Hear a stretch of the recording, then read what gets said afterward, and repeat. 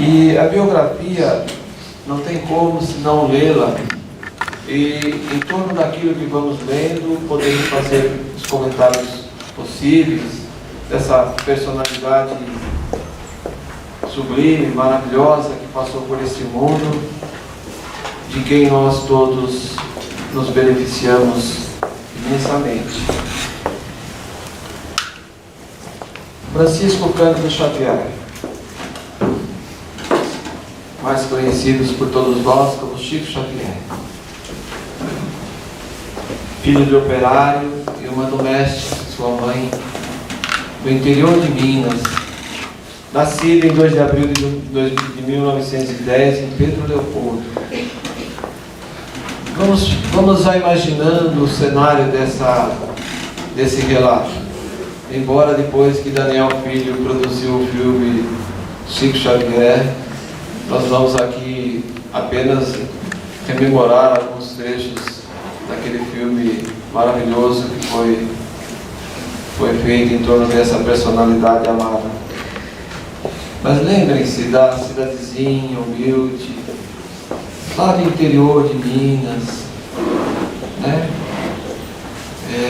Aquele menino, portanto, nascido em 2 de abril de 1910, e que teve, já aos 5 anos, uma situação que o fez sofrer muito. Sua mãe desencarnou quando ele tinha 5 anos. Tinha mais 8 irmãos, dos quais 6 foram entregues a padrinhos e amigos, entre eles Chico Xavier. Foram distribuídos porque, imaginem, a pobreza, com todos esses filhos, sem a mãe para criá-los, foram distribuídos entre familiares e amigos. Chico ficou com sua madrinha, que era obsidiada. Conta ele que apanhava de vara de marmelo 3 vezes ao dia. Doses homeopáticas, né? Todo dia ele apanhava. A madrinha sofria de uma perturbação espiritual grave e o fazia sofrer todos os dias. Sofreu muito em companhia dele. Quando o pai casou-se novamente, Chico foi morar com o pai. E desse casamento nasceram mais 6 filhos.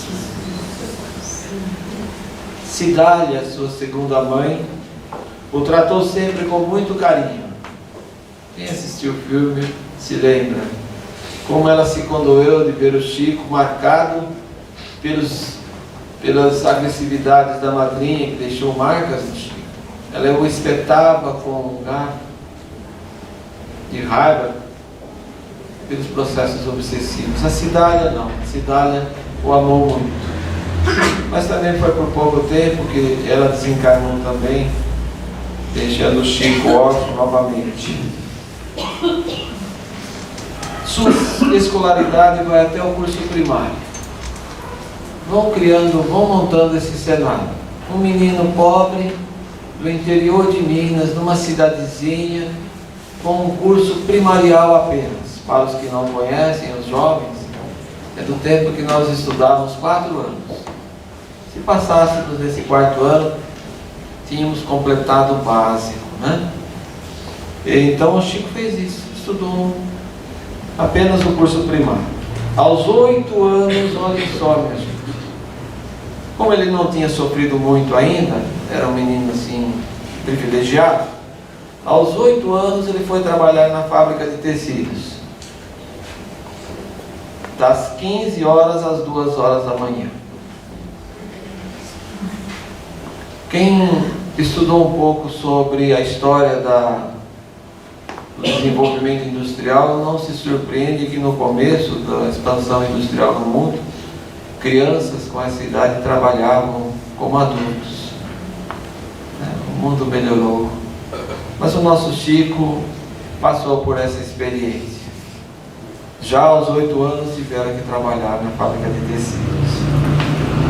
Católico, demonstrou desde pequeno uma fé fervorosa e conquistou a simpatia do padre da cidade.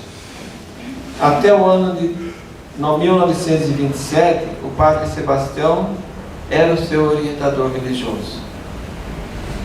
Inclusive no filme do Chico, o ator o interpreta muito bem, demonstrando o intenso carinho que tinha por aquele Chico, porém sem compreender os fenômenos que o Chico já presenciava.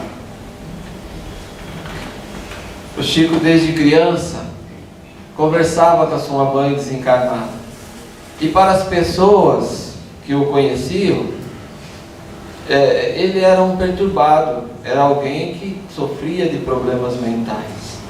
Ele era um incompreendido, já não bastava a tortura da madrinha, tinha a incompreensão de todos os fenômenos que ele vivenciava, porque não só a mãe ele via, mas ele ouvia vozes, e a manifestação mediúnica desde pequeno o premiou. Mas a partir da obsessão da irmã dele, a irmã de Chico passou por um processo obsessivo grave, que ela ficava tomada, perdia o controle total de si mesma, o espírito a deixava totalmente à mercê da perturbação. E aí a família se socorreu de um casal espírita, que depois de vários trabalhos em torno da irmã de Chico Xavier, ela se libertou do processo obsessivo. E o Chico demonstrou ali naquelas experiências já as suas faculdades mediúnicas, lá em Pedro Leopoldo, naquela cidadezinha pequena, do interior de Minas. A partir daí, então, foi mantido na casa de Chico o culto do Evangelho no lar.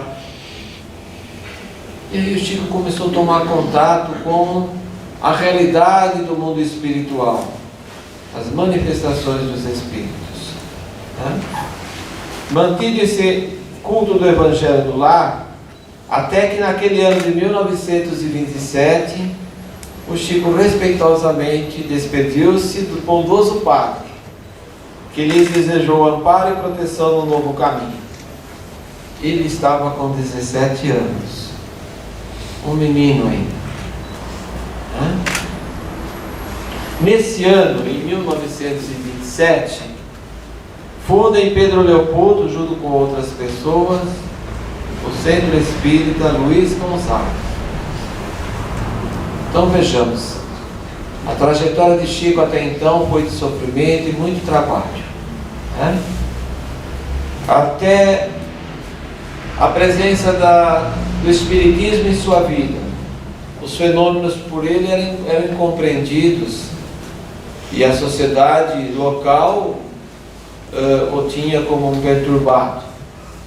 Mas a partir desse ano de 1927, com a cura de sua irmã, com a fundação de um centro espírita em Pedro Leopoldo, inicia uma fase que vai se prolongar até o final de sua vida, com toda essa obra espírita da qual vamos falar. Mas ele teve 4 empregos por 32 anos. Trabalhou o Chico, não viveu às custas do fenômeno mediúnico, como infelizmente muitos se mantêm às custas de um trabalho pago. Trabalhou na escola modelo do Ministério da Agricultura em Pedro Leopoldo, em Uberaba, nessa última cidade, a partir de 59, quando para lá se transferiu. Então, em 1959, Chico saiu de Pedro Leopoldo e foi para Uberaba. Todos o conhecem como sendo de Uberaba, mas ele nasceu em Pedro Leopoldo. Foi em 1959, então, que ele se dirige para lá. Aposentou-se como datilógrafo subordinado ao Ministério da Agricultura. Jamais se locupletou como médium. Jamais viveu às custas do rico fenômeno mediúnico que ele exerceu durante toda a sua vida. Porque ele cumpriu aquela orientação de Jesus, dar de graça o que de graça recebestes. E aí nós temos por obrigação de colher do exemplo do Chico Xavier as lições que nós precisamos. Dá de graça o que de graça recebemos. Por isso que no Espiritismo, isso é regra que não pode jamais ser corrompida. Todo o trabalho mediúnico é doação, é caridade ao próximo. Porque o médium é um instrumento da espiritualidade, a serviço do bem. Quando ele se utiliza da mediunidade para ganho próprio, ele se torna instrumento da espiritualidade inferior. Chico, ao contrário, ganhava dos mais simples presentes que ele recusava, mas quando aquilo insistentemente lhe chegava às mãos, ele repassava imediatamente.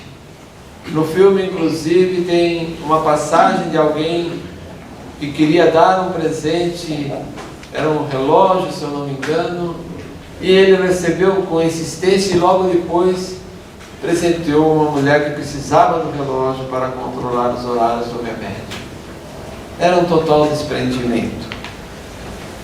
Durante toda a sua vida, e aí temos essa lição: dar com a mão esquerda sem que a direita o saiba, ou vice-versa, enfim, a lição do Evangelho que nos ensina que nós, quando praticamos a caridade, não devemos esperar recompensa alguma, senão ela perde sentido, perde o efeito.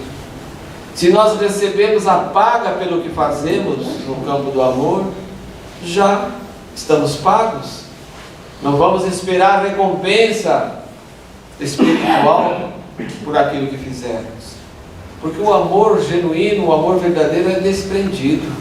É sem segundas intenções. Chico agiu assim, sempre, em toda a sua vida. Durante toda a sua existência, sua atividade espírita, ele psicografou 412 livros. 412 livros, os quais, pela lei dos homens, os direitos autorais lhe pertenciam. O Chico poderia ficar rico. Imaginem 400 e tantos livros. Mas ele registrou em cartório a doação dos recursos desses livros para várias instituições. Nunca quis um tostão. Tinha o salário do trabalho que ele fazia, da aposentadoria que ele recebia, era o que lhe bastava. E não há dúvida alguma sobre o caráter desse nosso irmão querido, porque está aqui no nosso Brasil, próximo de nós, recentemente desencarnado, e todos sabem que ele foi sempre assim, totalmente desprendido. Durante a sua vida, portanto, ele psicografou esses 412 livros, de vários temas. O Nosso Lar inicia uma sequência de obras psicografadas pelo Chico, de um espírito chamado André Luiz. E as obras de André Luiz têm um significado grandioso de toda a obra do Chico, porque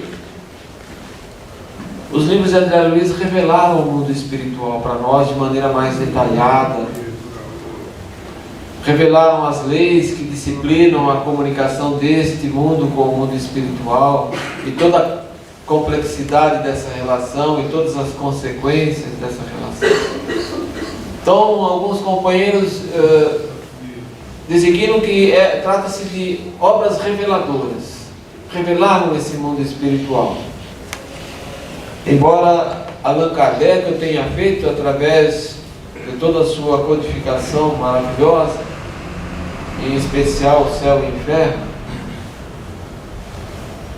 André Luiz detalhou, trouxe informações novas para todos nós. Daí a importância da leitura dessas obras, que se inicia com o livro Nosso Lar, e na sequência, não me lembro exatamente, talvez termine com... não me lembro exatamente quais são os livros o último livro do Chico, mas são vários. Os Mensageiros, Missionários da Luz, Obreiros da Vida Eterna, Ação e Reação, Libertação, né? nos domínios da mediunidade. Depois tem livros científicos que, pelas mãos de Chico Xavier, foram transmitidos por André Luiz. Contos, livros infantis de Neio Lúcio, Casimiro Cunha. Literatura jovem, com aquelas narrativas de jovens desencarnados, Augusto César, Jair Presente. As obras de Chico levaram muitos estudiosos a trabalharem como temas de mestrado nas universidades. Chico foi muito estudado, a obra de Chico foi muito pesquisada nos meios universitários. A literatura humorística não faltou também, com o Lulu Parola, Cornélio Pires, né? Também tem obras de humor, né? Demonstrando que a doutrina é alegria, não é essa sisudez que às vezes pode parecer para todos nós, né? A literatura científica de André Luiz, temos lá a Evolução em Dois Mundos, Mecanismos da Mediunidade. Poucos de nós conseguem ler e entender essa obra, senão através de muita pesquisa, muitas reuniões de estudo. Mas a primeira obra do Chico, meus queridos, que saiu aos 21 anos, foi chamada Parnaso do Além Túmulo. Essa obra tem poesias e poemas de poetas brasileiros e portugueses de renome, Castro Alves, Olavo Bilac, Casimiro de Abreu e muitos outros. Ele tinha 21 anos, um menino lá de Pedro Leopoldo, uma formação primarial, escreve uma obra de uma robustez literária impressionante, que levou aos meios literários da época a um debate sério. Lógico, os que concordaram que eram obras espirituais, né, porque o Chico jamais poderia, qualquer ser humano não teria condições de escrevê-la, ainda mais num pouco curto espaço de tempo que ele teve para escrevê-la, com todas aquelas características próprias do autor quando encarnado. Muitas pesquisas foram feitas e a conclusão que se chegou era de que realmente aquelas poesias, aqueles poemas eram autênticos dos seus autores. Foi impactante, foi para realmente assombrar os meios críticos que logicamente se somaram contra o Chico, contra o movimento espírita, mas estava ali selado o caminho, estava ali firmado, fincado em Pedro Leopoldo, a presença do mundo espiritual, mais uma vez de forma eloquente para dizer que a vida continua além da morte do corpo, e o Chico, doce instrumento na mão desses espíritos. Sempre trabalhou com imenso carinho para com todos, sempre recebeu com muito amor a todos que o procuravam. Numa determinada fase de sua vida, começou a trabalhar escrevendo cartas para as mães e pais desesperados que tiveram seus filhos jovens desencarnados. Tem um trabalho muito sério feito por uma estudiosa numa universidade a respeito da autenticidade dessas cartas. Cartas escritas em várias línguas, com textos até mesmo não compreendidos de imediato, que exigiram pesquisa da própria família para saber, dando demonstração clara de que realmente aqueles filhos queridos de recém-desencarnados voltavam para dizer aos seus familiares que estavam vivos. E Chico era um instrumento consolador dessas mães, desses pais, nas mãos dos espíritos amigos. Um exemplo para todos nós. O que fazer com a biografia, por mais maravilhosa que seja, de alguém que seja o mais sublimado possível, se nós não a utilizarmos para exemplo de todos nós? Que adianta narrarmos aqui os pormenores dessa vida maravilhosa do Chico, se dela não aproveitarmos um tiquinho? ele deu exemplo daquele mandamento maior de Jesus: amai a Deus sobre todas as coisas, de todo o coração, de todo o entendimento, e amai ao próximo como a si mesmo. Chico foi um exemplo.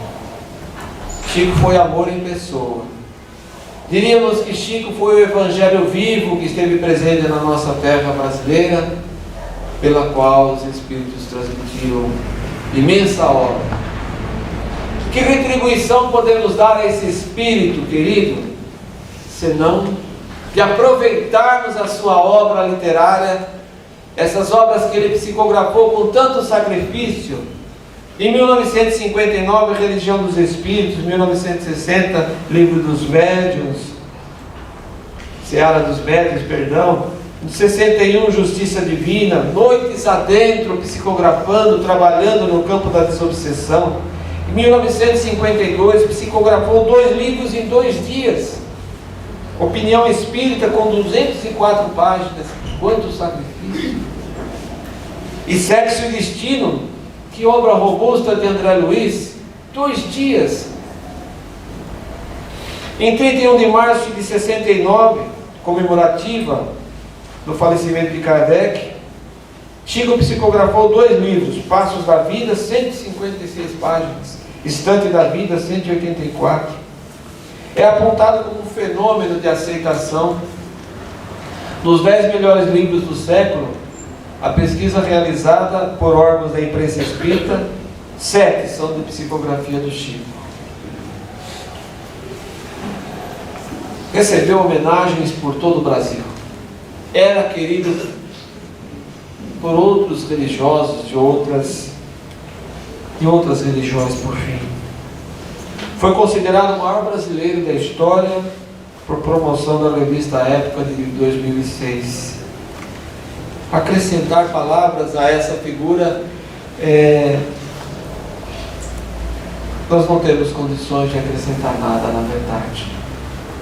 Vamos tomá-lo como nosso exemplo. Vamos aproveitar sua obra. Está aí a nossa livraria, a nossa biblioteca. Livros psicografados pelo Chico: 17.881.800 exemplares. Informação da FEB de 2010. Só o Nosso Lar, 1.782.000 livros. Fiquemos com a imagem desse Espírito querido. Gostaria de colocar um CD ou DVD, não sei como é que se chama, de uma coletânea de mensagens que ele declamou com música ao fundo, mas o tempo não nos permite. Mas é doce ouvi-lo falar das mensagens dos Espíritos. Espíritos que o utilizaram durante 92 anos de vida. Desencarnou o Chico em meio às homenagens, intensas homenagens, e deixou para nós todo esse tesouro. Que Jesus o abençoe no mundo espiritual, e a Ele endereçamos nossa gratidão, nosso carinho, nosso beijo. Muita paz a todos. Vamos à assistência espiritual da nossa rotina semanal. E chegando ao passe, lembremos-nos do que foi cantado aqui. Lembre-se, gostei muito, muito esclarecedor. Vamos fechar os olhos.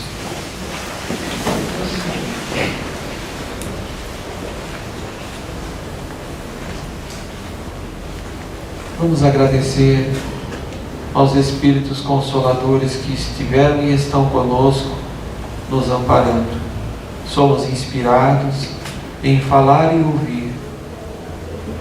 Sentimentos vêm ao nosso coração, pensamentos que não são nossos, revelando a bondade desses irmãos queridos que nos amparam. Agradecemos a eles. Agradecemos a Jesus, nosso querido Mestre, fonte inspiradora desse irmão querido que nos é um exemplo. Agradecemos a Deus, nosso Pai. Pai amado, obrigado, Senhor, por tudo nesta vida. Obrigado, Senhor, por nos premiar com a presença de Chico Xavier em nossas vidas, cujos livros nos esclarecem tanto, Pai. Abençoa esse irmão querido na espiritualidade. Abençoa todos nós, que aproveitemos todo esse manancial de recursos que os seus livros nos trazem. Abençoa esta casa, que a nossa paz, Senhor, nos acompanhe até os nossos lares, que assim seja. Graças a Deus.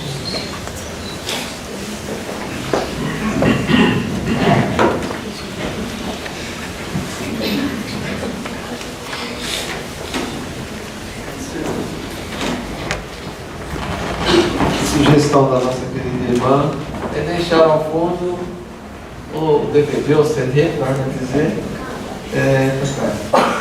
Você me ajuda? E aí vocês vão caminhando para o passe e peçam, por favor, os últimos que possam abrir a porta para que os companheiros possam orientá-los até a sala do passe.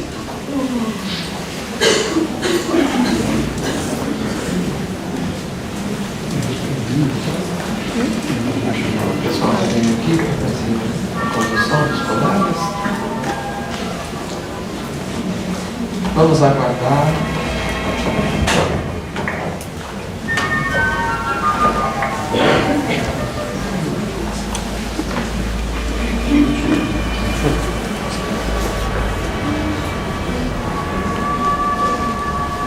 Quem faz o passe magnético, levanta a mão. Liberdade. Pode levantar e se dirigir à creche. Tem que se debate. Faz o alma A3. Dos mais variados ângulos da marcha, vemos a névoa da incompreensão, suplicando a graça